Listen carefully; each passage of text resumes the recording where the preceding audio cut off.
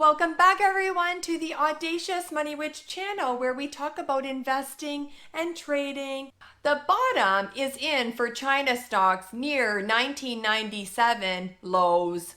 Jim Cramer and a lot of people on Wall Street have said no to China. And instead of Xi Jinping as Deng Xiaoping, what we've got is Xi Jinping as Mao Zedong, meaning kill the capitalists. And I think people weren't prepared for that and were surprised. And so there's a whole nother group now that says the political risk is too high, China's uninvestable. This is the anti-capitalist stance that China has taken. They're almost taking the investor money and deploying it, back across the country. So they might even be shorting China. Hang Seng is down 10% and right to a prior low. So you've got 2,000 basis points of spread in a 1 month period between these equally important indices in the Far East.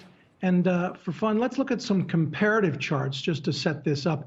This is a 10-year. The lines are clear. The colors are clear. Blue is Japan.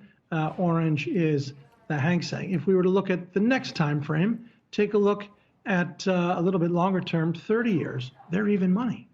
So, Carter, you also put out a note today on TLT. Play for a bounce? Yeah, play for a bounce. So we're at this point, we think you've had a fairly extreme move and rates lower from here. The story here is that there's a mass exodus from China related, trying to figure out where the most hospitable place to put your money. And those are the ones that are gaining the attraction while China continues to lose. Something wrong? Wrong. They are about to be proven wrong again at the bottom, as Jack Ma is back, baby. Valuations in the Chinese stock market are collapsing in the new year, heaping more pressure on shares of some of the most respectable companies trading in the world's second largest economy. These steep January declines, followed by multiple years of losses for Hong Kong's based Hang Seng Index that track the performance of shares trading in the mainland China, has fallen to the same level before the dot-com bubble to all the way back to 1997. Yes, shockingly, you are given the same steal deal as 1997 for a major index. If S&P 500 dropped to a 1997 level, you are looking at an 80% crash, which is never going to happen. I said it. The market can always prove me wrong, like Mr. Market proves Jim Cramer wrong plenty. So far, the worsening sell-off is spurring a debate on Wall Street about whether Chinese shares are bombed out enough to justify scooping them up on the cheap. Clearly, these guys are betting against China. They think China-related stocks are going to keep falling. It is very pessimistic over here. Shanghai has hit a 5-year low. Investors are bailing out of Hong Kong as well, especially Chinese property plays.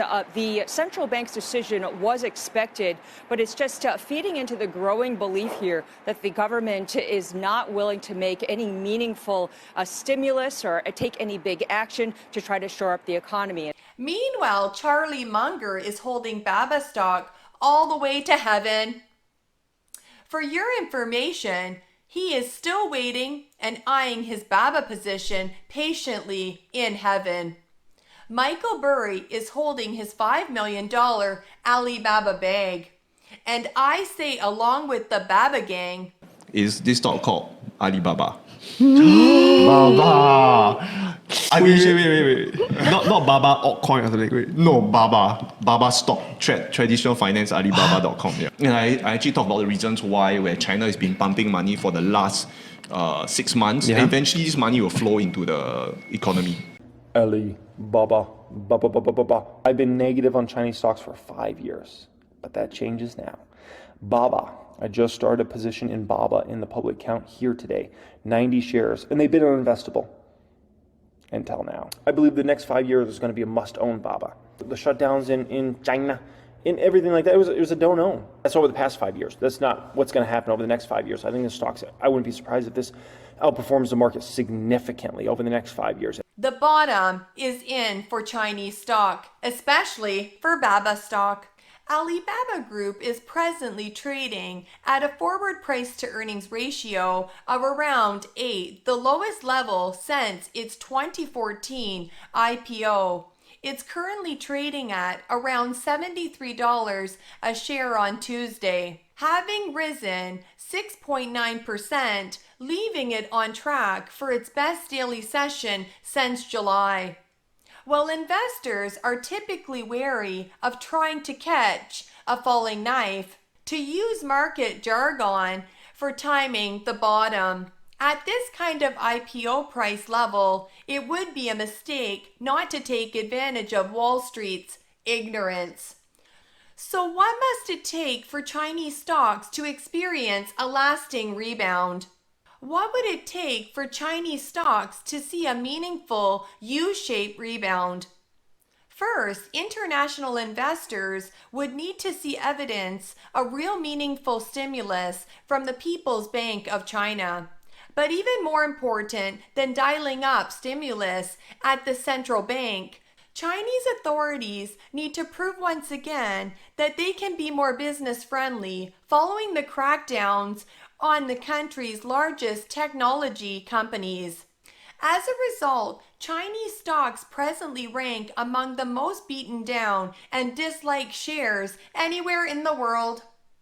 This alone might boost their appeal to some investors with a contrarian streak who have the necessary financial and emotional means to wait out any further volatility and fluctuation. Hopes for interest rate cuts from China's central bank were dashed on Monday, heaping more pressure on Chinese shares. However, Chinese stocks were seeing a solid rebound earlier Tuesday, following a report that Beijing was considering a $278 billion package to support the country's stock market. The news sent shares of Chinese companies broadly higher, with gains concentrated among large-cap Chinese technology names like BABA. But few on Wall Street expect Tuesday's rebound will mark a turning point for Chinese shares. AliBABA Group Holding shares jumped after the New York Times reported that co-founder Jack Ma has been buying up shares in the company. Jack Ma and AliBABA's current chairman and co-founder Joe Tsai have been both buying up shares in recent months as the stock plunged, New York Times reported Tuesday. AliBABA's U.S. traded shares gained as much as 8.6% in New York, the most intraday since last July. They had declined 43% over the past 12 months as AliBABA, once the most valuable company in China, has fallen behind Chinese rivals like Tencent Holdings Limited and PDD Holdings Limited. Jack Ma, the once outspoken billionaire who stayed out of public view after clashing with Beijing, took an internal message board last year to urge AliBABA to correct its course and praise PDD. Jack Ma said AliBABA could again be successful with determination and hard work.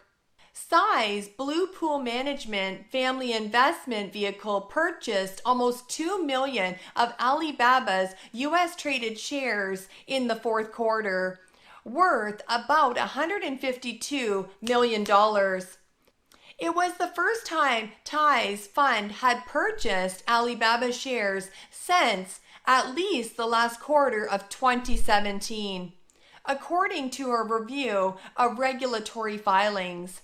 Jack Ma, who gave up his role as executive chairman in 2019 but is still a major shareholder, bought $50 million worth of stock recently in the quarter. The share purchases reflect Jack Ma's and Ty's belief that the business is undervalued after its stock fell sharply from its 2020 peak. AliBABA is valued at about $175 billion. If you expect a cheaper price than 66.6, you are missing the point. Hang Seng is at the 1997 low, and it's a double bottom pattern confirmed by Jim Cramer, as he said no to BABA at $71. Now BABA is above 74.